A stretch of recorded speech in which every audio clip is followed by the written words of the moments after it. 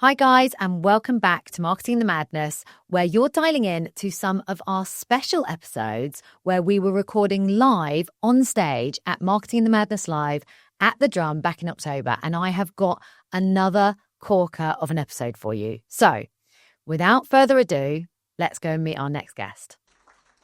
Hi everyone. Thanks for taking the time to come and see me. I got a couple of things before I start. I just want to. I noticed that Krispy Kreme in the room campaign to bring back strawberry gloss. Can we have strawberry gloss back? Because my kids have been missing it for about 10 years. So strawberry gloss. Second thing is, it's Spencer Matthews described as a potato in tweed. I know his brother, so I'll pass it on. Okay, so anyway, I'm here to talk about when machines make marketers more human.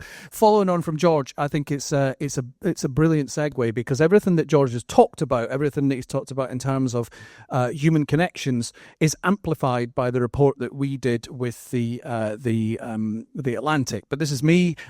Story about this picture. My neighbour across the road is a photographer. He's quite a reasonably famous photographer. So I said to him, can you come and take my picture? So this picture was taken in my living room, and he came across the road with all of his equipment in a wheelbarrow and wheelbarrowed it across the road. So anyway, this picture was taken in my living room.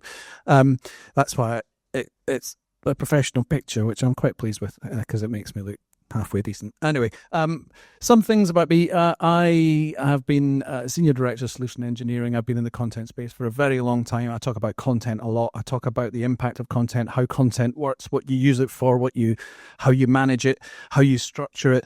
I used to be a programmer. I started my life as a developer. I've built websites. I am now fully recovering. I don't think you ever get over it, but I'm a recovering developer. I haven't written code for a very long time and probably shouldn't anymore. I joined Contentful 3 years ago in September 2022, and I just basically built lots of stuff and been in the marketing technology space for a very long time, despite my youthful good looks. Anyway, we did a survey. We Contentful commissioned a survey with the Atlantic, and we talked to 425 marketing leaders, and we talked about things like, where are you at with AI? What are you thinking about? What are the challenges? What are the things that you feel that other people are doing? One of the overarching things is that everyone, actually, before I tell you this, who in this room trusts AI to come up with an idea, to check its own homework, to then put it through a publication process and put it out in front of your customers with no human interaction? Anybody trust it to do that? Great. You're in the majority. Nobody does, right? We are all humans in the loop so far, right? The concept, the idea that people have is that everyone else is doing it better. Everyone else is getting orders of magnitude more efficiency with AI. Everyone else is managing to create all this amazing content with AI, and you can't tell. George covered it. You can tell when it's AI. You can tell when it's not been made by a human.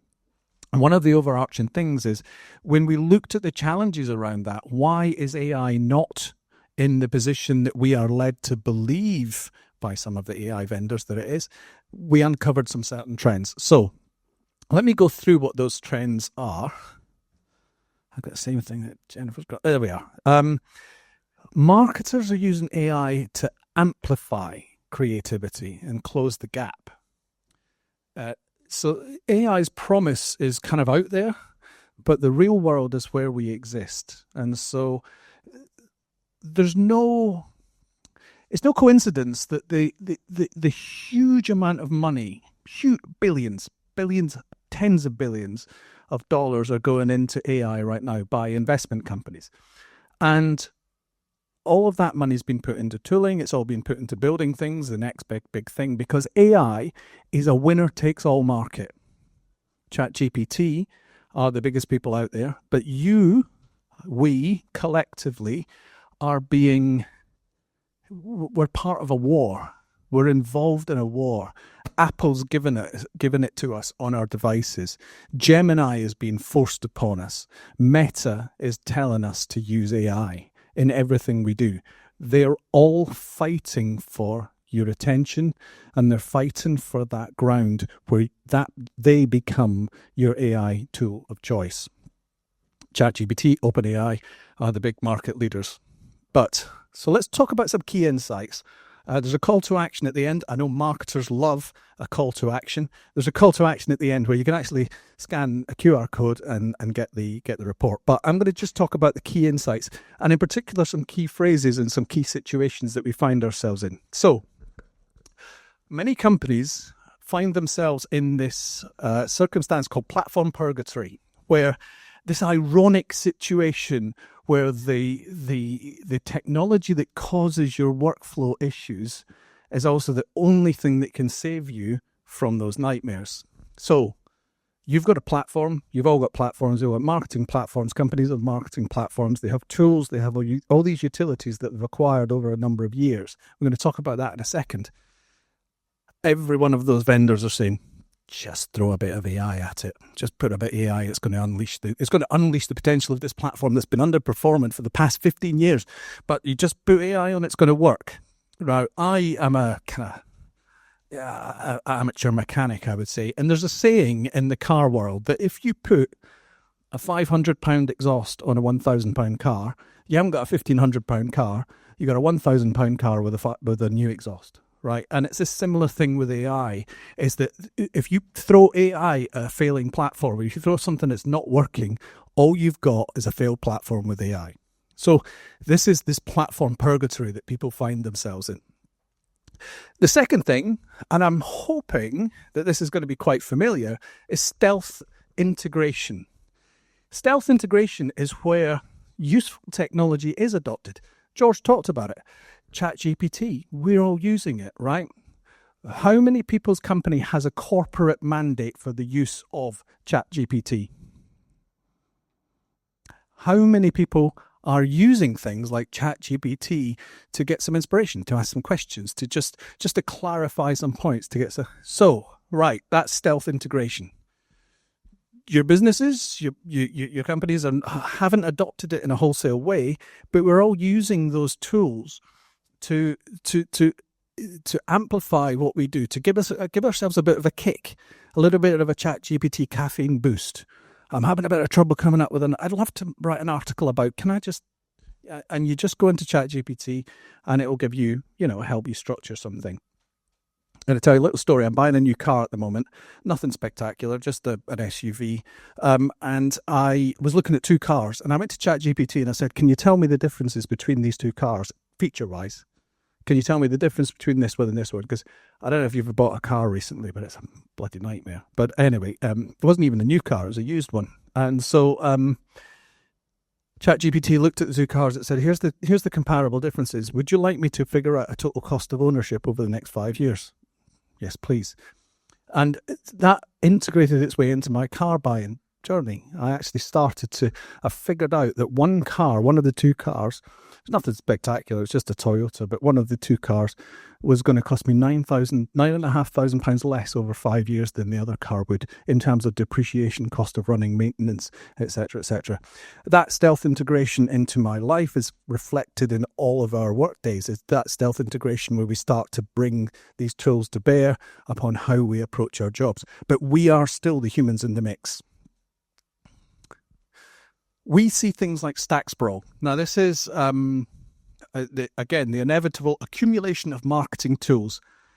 This is rife in the MarTech world, in the marketing technology world that I exist in and I work in, is that people buy a tool that's supposed to solve a problem, but that creates another problem, that then they buy a tool to solve that problem, and then they buy a tool to solve that problem. And they end up with all of these tools that none of which are connected, and none of which are working efficiently. And so they end up with a situation where, every vendor saying this is the last platform that you will ever need. I work for a company called Contentful. This is the only sales pitch I'm going to do for you as part of this presentation, but I work for a company called Contentful, which is a content management platform. 100% of the customers who come to us are saying, I have 7, 8 content management systems in my business. It takes me 2 weeks from when I want to launch a landing page to actually get that landing page out. It takes me a week to do a content update because I have to do it in 5 different places. So stack sprawl, in every sense of the word, is the situation where people find themselves buying the next best tool that's going to solve that problem, but which never does, and it just adds to the complexity, adds to the working load, and takes money from their budgets that they could be spending elsewhere. So when people come to us, they're looking to consolidate. The optimization execution gap. This is the big thing, right? This is where the human in the mix comes in. Is that the treacherous? That's not my word. This is from the treacherous chasm between AI is going to revolutionize everything to the chatbot tells customers to beat glue. This actually happened. Google was making these recommendations. The Google search AI search thing in its infancy was telling people to add glue to their pizzas to make the cheese stick a bit better. And it's in a way it's quite funny. But it talks of something. It talks of the fact that if you were to interpret that, now AI hallucinations are something, I'm going to just talk briefly about them in a minute, but that is very obvious to us as humans. Don't put glue on your pizza. But then we go to ChatGPT and it gives us such confidence in its answers that we act upon them. We might even buy a car based on the savings that it says it's going to give us. But so AI hallucination is a very real thing, and that's where we as humans come into the mix. We actually validate and we question, we prompt, we re-prompt, we ask it to bring that humanity about how the content that we use, how it's is it correct. And we should instinctively know as marketers and as professionals what is right and what is wrong. And that's where the optimization and execution gap is important, because the only thing that can bridge the optimization execution gap is in here. It's the human brain. It's the questioning nature. It's not just accepting what these AI things are that are telling us. But more importantly, it's not just accepting what the AI vendors are telling us that their tools can do. So we at Contentful, we have a bunch of different AI tools, and we have mixed success. I think it's not breaking any confidentiality, but we have mixed success with the tools that we've implemented as part of Contentful. So we are constantly having to reevaluate as humans the stuff that it's asking us or the stuff that it's telling us to do. So, evidence-based creativity. So this is creative professionals are using data. We heard a lot about data earlier on, about how you can use data to analyze the impact of your advertising. You can use data to identify the attention span of when marketers or when people are interacting with adverts. And so we see that this application of AI in terms of there's two main areas, I think is probably the right word. There's two main areas of AI. There's generative, which we're all familiar with, ChatGPT, and there's discriminative. And discriminative AI is the crunching of numbers, and that is actually quite useful. That's been around for a very long time. AI as a concept has been around for a very long time. But discriminative AI, where it's actually crunching numbers, finding segments. So if you can apply discriminative AI into your platforms and into your processes, you can start to measure content. You can start to measure the efficacy of your content, the value of your content. I've talked about content a very long time. I said this on Katie's podcast, actually. There are 3 V's in content. There's actually 4, but there's 3. Let's do 3, the first 3. There is the volume of content. So that is the amount of content that you can create. So typically that has been limited by the amount of content that you can either afford to buy, or have someone write for you, or the amount of content that you can sit down and write. But nowadays with generative AI, that limitation has kind of reduced. You can actually create content quite cheaply. So that's the first one. That's the volume. There is the value. of that content. So does it do what you want it to do? If I write a piece for someone to go to a landing page, sign up for an event, does the content that I've written inspire people to connect and actually sign up? And then there's the velocity. And velocity is always the limiting factor. Velocity is the time taken for that content to get from here. I have an idea, I have a campaign, I have something I want to launch, I want to tell people something, I want to put a blog post out. That here, through the process, and if you're in a regulated industry like banking or insurance or finance or anything like that, if you're subject to any regulation compliance, the process that you go through, sign off, approval, edits, sign off, and then finally out to publication. Velocity is the problem, and it always is. And this is when I come back to that original thing I said, if you've got a failing platform and you throw AI at it, you've only got a failed platform with AI. You haven't necessarily solved. Most people are trying to solve this velocity problem. The fourth V, which is new, just added it. The fourth V is veracity, truth. George talks about slop, AI slop, the truth of content.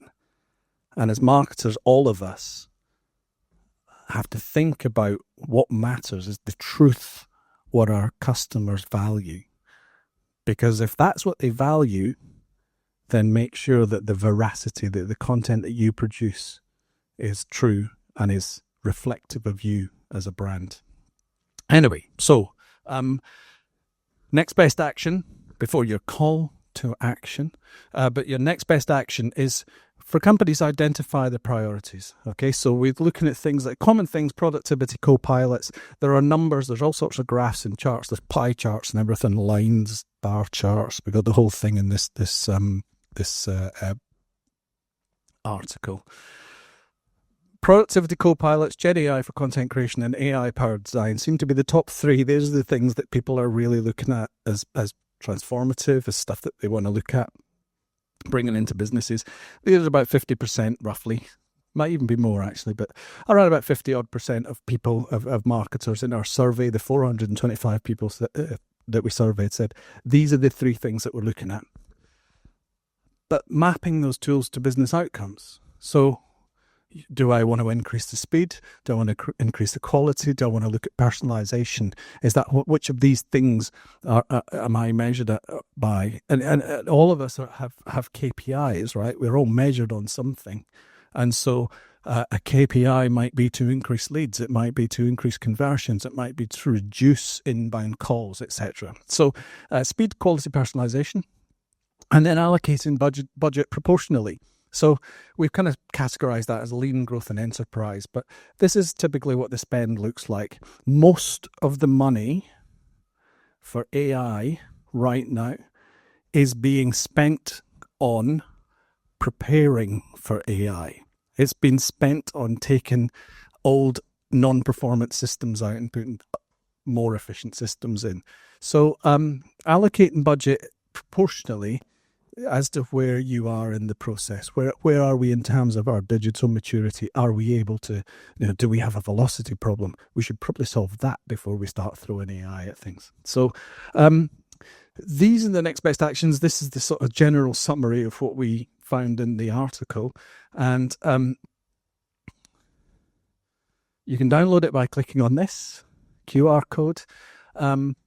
And I'm at time. I think my watch, which I set off before I came up here, is buzzing and telling me that I'm at 20 minutes. So that was pretty much it. So high level, I hope you found it useful. It's a good insight. There are 425 people who've kind of fed into this. If you want to get the article, please click scan this. Scan this, download it, have a read, get in touch, and thanks for listening. And I think it's lunchtime. So I hope you loved that episode just as much as I did. Honestly, there has been so much gold content from Marketing in the Madness Live, and you are not going to want to miss out. So if you haven't already, wherever you're listening, please make sure you subscribe. And if you want to join us live at the next event, which is coming up in March 2026, go and connect with me on LinkedIn, Katie Street, and make sure you follow the Marketing in the Madness Live page, and I will make sure that you get one of our VIP invites.